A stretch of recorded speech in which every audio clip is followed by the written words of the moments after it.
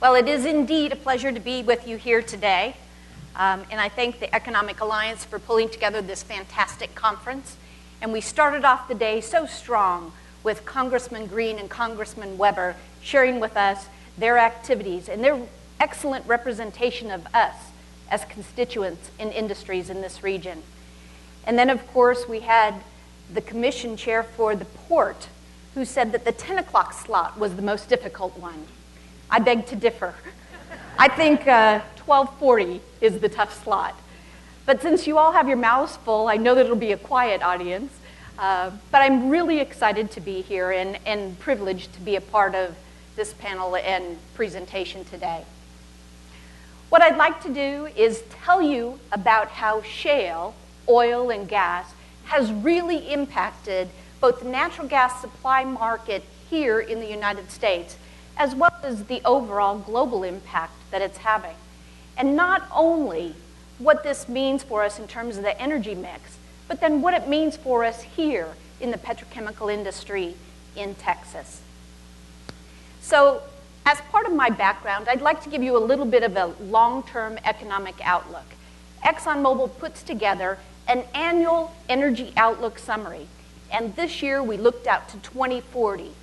And we're actually comprising the long-term demand outlook, and we build this up by country, by region, based on the growth and economic factors, and then we look at the diversity of supply that's needed to meet that. Then we'll translate that down for what it means to us here in the petrochemical industry and how it is stimulating new growth opportunities and investments. And we heard about that earlier today as we were talking about the Port of Houston and the exciting times here. As we were cruising through the port last evening, I could see this beehive of activity from the container ships, the vessels being loaded, and I can tell you that the good times have just begun. We are really seeing a transformation in our industry. But there are some challenges, and so I'll close my talk today with what are some of the challenges and how do we as an industry collaborate together to ensure that we have the right economic environment to allow us to continue to grow.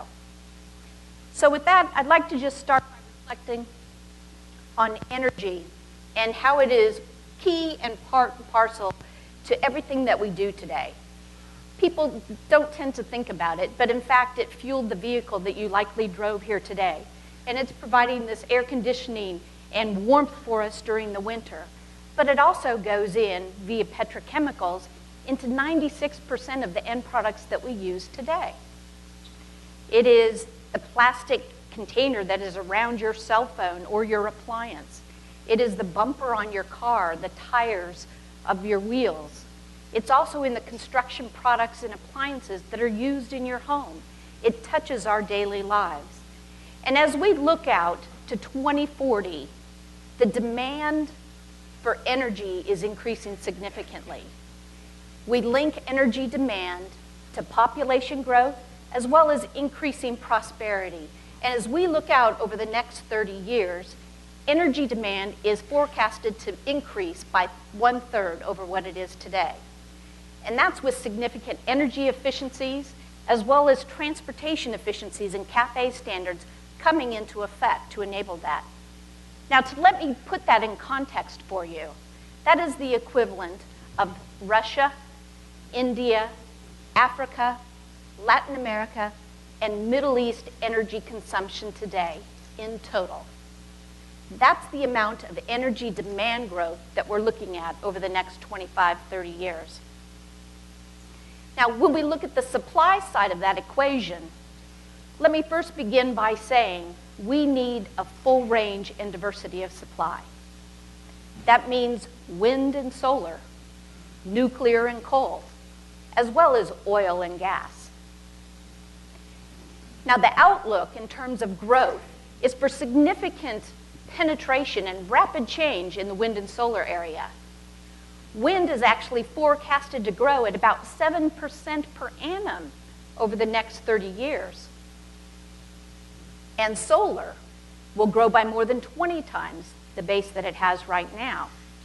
But even at those astronomical growth rates, wind will represent about 7% of our power generation capability, and solar 2% when we get to 2040. So many people believe that fossil fuels can disappear from our mix, but in fact, our outlook would indicate that come 2040, we're still going to need about 60% oil and natural gas as part of that mix. Now, oil is very good because it is a key leading transportation fuel, whether it's your cars and trucks, your marine vessels, or your airplanes. It's the #1 fuel for transportation. But natural gas makes it both into the transportation sector as well as into power for commercial, residential, and industrial applications. It is the fastest growing, and our outlook would say that gas, natural gas, will overtake coal and surpass it as the #2 energy source by 2040. It will represent 25% of our overall supply in that period of time. Now that's significant growth.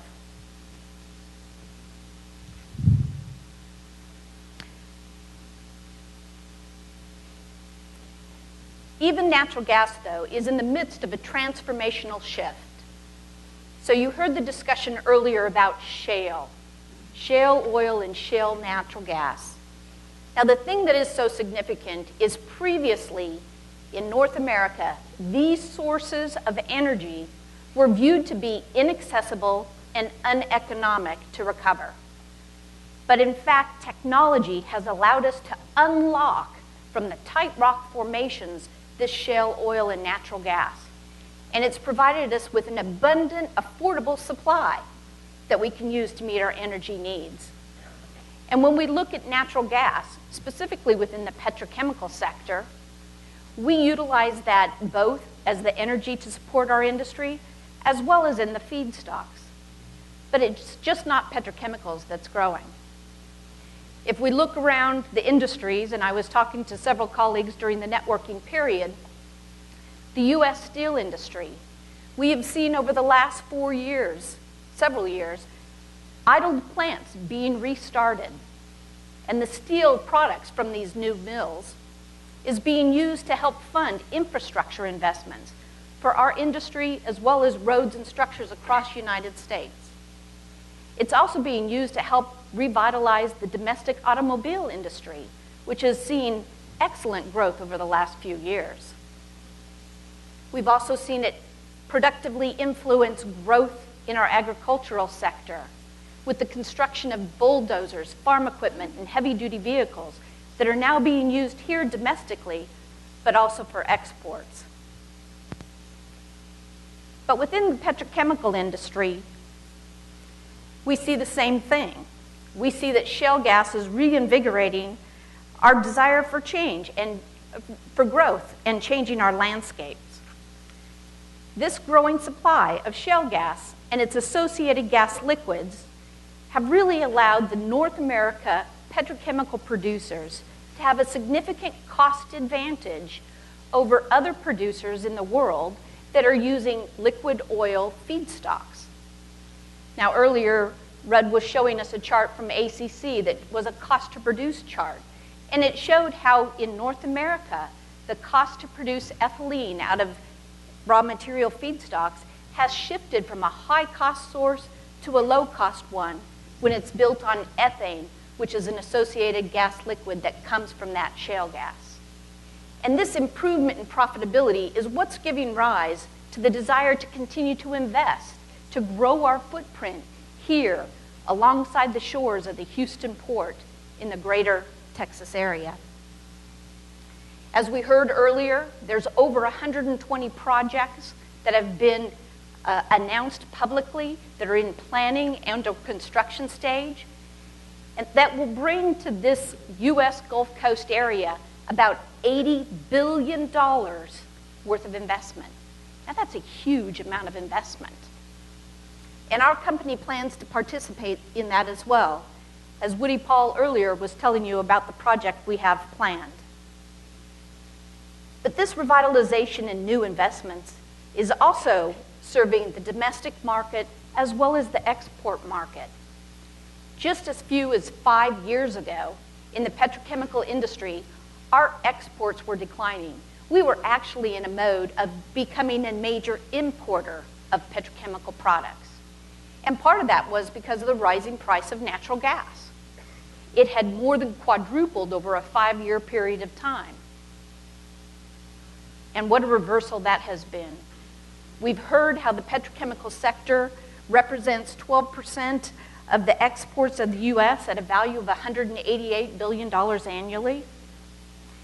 And the American Chemistry Council estimates that by 2020, as all of this new construction begins to come online, because mind you, we're at the very early stages of this in terms of project development, construction, and then delivery of product.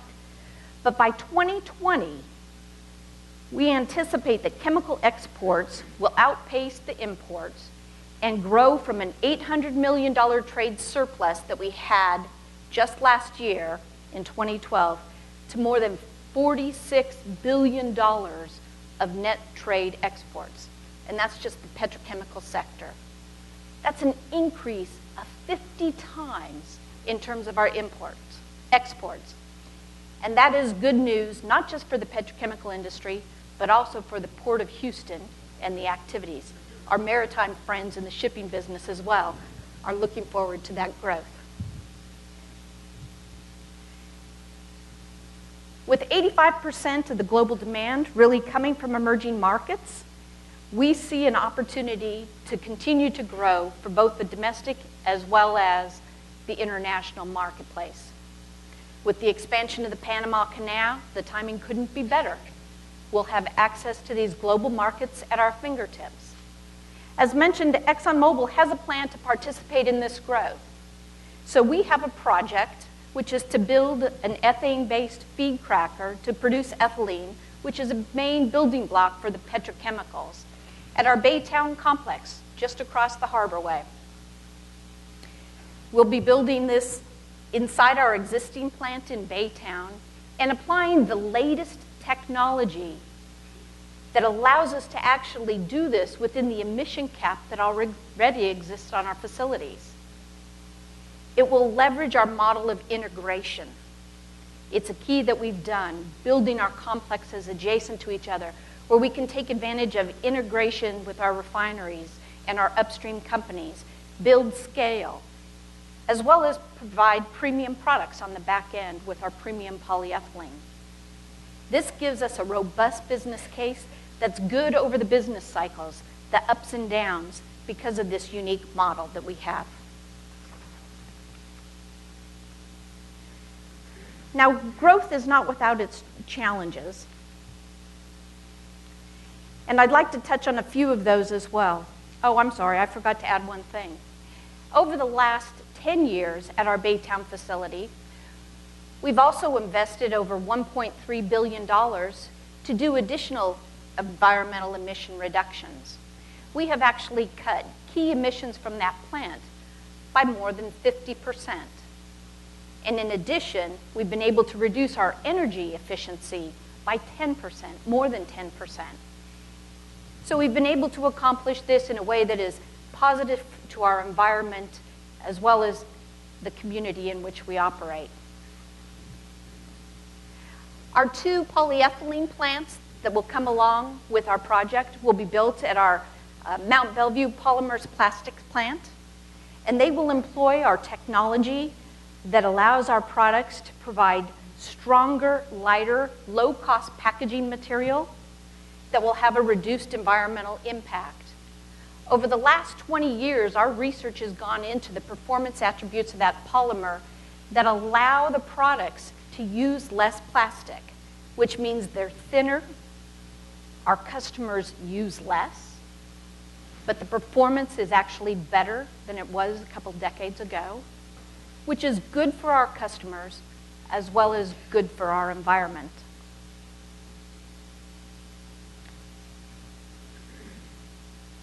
Now, not all of the 120 announced projects may materialize, but the U.S. industry is clearly poised to expand its position as a leading petrochemical production hub here in the United States as well as around the world. Texas and the U.S. Gulf Coast are uniquely positioned to capitalize from the natural gas revolution, and the chemical industry is leading the way for the U.S. economies. As has been mentioned, Texas is the #1 chemical producing state in the nation, and it is a true leader in harnessing our natural resources through responsible production, which is leading to this robust economic environment and positive investment culture for our state. But as I mentioned, growth is not without its challenges, and we've heard from several of the other speakers some of the challenges that they face in their industries. And I would tell you that we have a lot of commonality in those challenges. Let me name 5 of them very briefly, and I'll touch on them very quickly. We need to be able to continue to have a domestic natural gas supply that remains robust and affordable to sustain this manufacturing renaissance.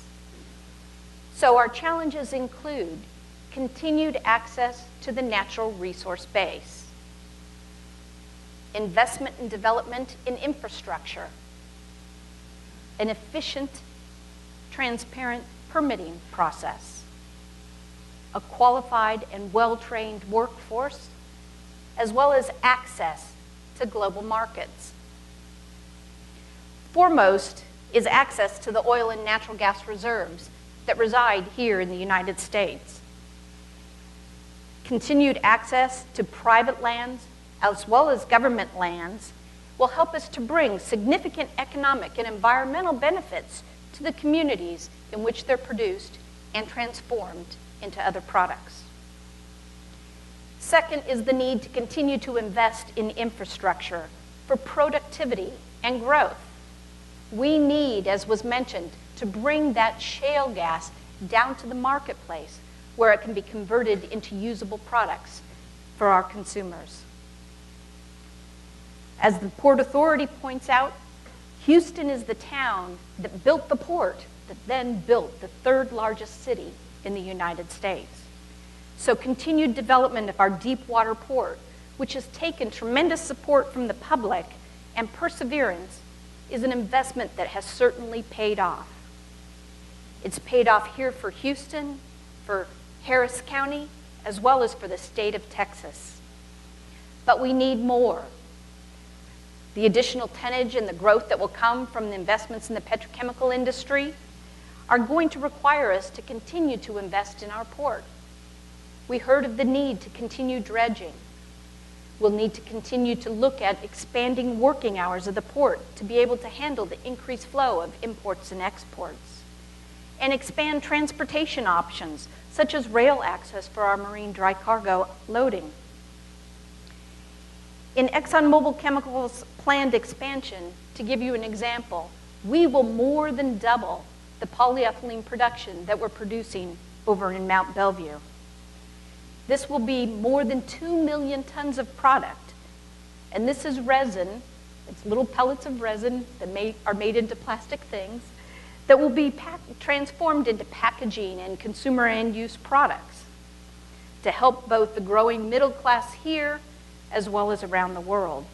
So we need to create an efficient supply chain to allow us to move our product to our customers. The third issue is the timely, consistent permitting decisions with clear expectations for our applicants. It is an opportunity that we need to capture in a timely business. So it's important that we have a regulatory framework governing the building of our manufacturing facilities that is transparent and efficient.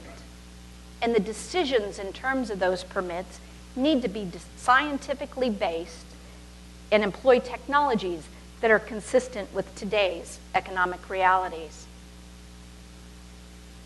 And to tackle the workforce issue, you've heard earlier today that ExxonMobil is working with the Houston area community colleges, and so we're glad to have San Jacinto and Lee College here with us. And we've announced a $500,000 grant to offer more petrochemical industry career tracks at 8 locations across the broader Houston area. And the Economic Alliance is also working with industry to help advance education to develop our local workforce that can support our future growth. Our project is looking to bring 10,000 construction jobs and 350 full-time jobs to the area. It will bring with it a large tax base that will create revenue for the area as well. And finally, future economic growth for the chemical sector depends on a competitive position for the U.S. energy industry and the chemical businesses. Open and free trade is essential for more open market access. Barriers often have unintended consequences of raising prices and dampening economic growth and prosperity. And security of supply for our nation is also found by increasing the diversity of supply, not by limiting them. For more than 25 years, the Economic Alliance for the Port of Houston has led our community region in expanding business and economic strengths. And a key component of that has been advocacy. So as we all work in our businesses to capture these opportunities that the natural gas production has provided for us here in Texas and across the United States, I encourage everyone here to work with us to look for ways to advocate for our industry and to capture this unique advantage. Now, as we saw earlier today, our government officials, both at the state and the federal level, are great advocates for us, as well as the academics who understand our business and can provide tremendous effects in terms of supporting and building public confidence in the investments in our industry. I hope you will see that we have confidence. We have confidence in the amount of energy that is to be supplied. The industry estimates that today there are, I think it's 28,000 trillion cubic feet of natural gas available across the globe. That's equivalent to 200 years worth of supply. So as we look at investing in energy and investing in the petrochemical industry, you can see that we do that with confidence. We think that the shale gas and oil is here to help us create a brighter, cleaner, and more secure energy future. It will help us to build this economic opportunity here as well as around the world. And the petrochemical industry is a cornerstone of our U.S. economy. It supports 25% of our GDP, is a key employment vehicle. As we heard, unemployment in Texas is one of the lowest, and the opportunity for more jobs coming into our neighborhood continues to grow. If all of those projects come to fruition in the petrochemical industry, we are looking to add 46,000 potential jobs in this area alone. And when you bring in the supplier network and all of those around, the numbers just continue to multiply. Due to its position in the supply chain, the chemical industry activities are really leading the economic recovery here. The chemical industry has the confidence that's needed to invest and drive these new U.S. investments. So please work with us as advocates to help ensure that we can all benefit from this confidence for the decades to come. Thank you for your kind attention.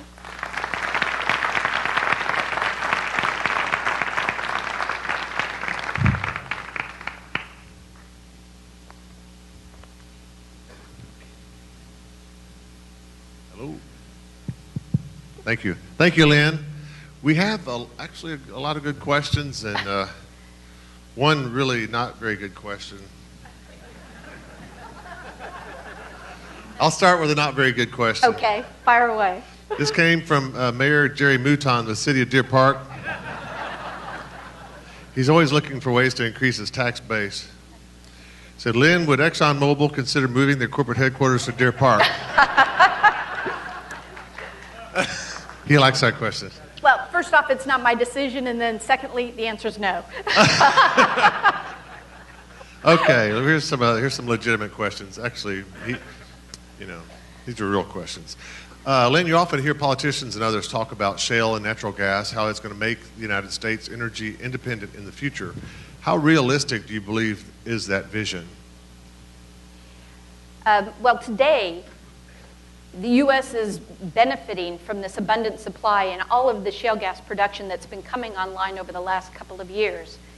We are currently poised with the continued investment in this production to be at a point where we could begin exporting natural gas from the U.S. as soon as 2020.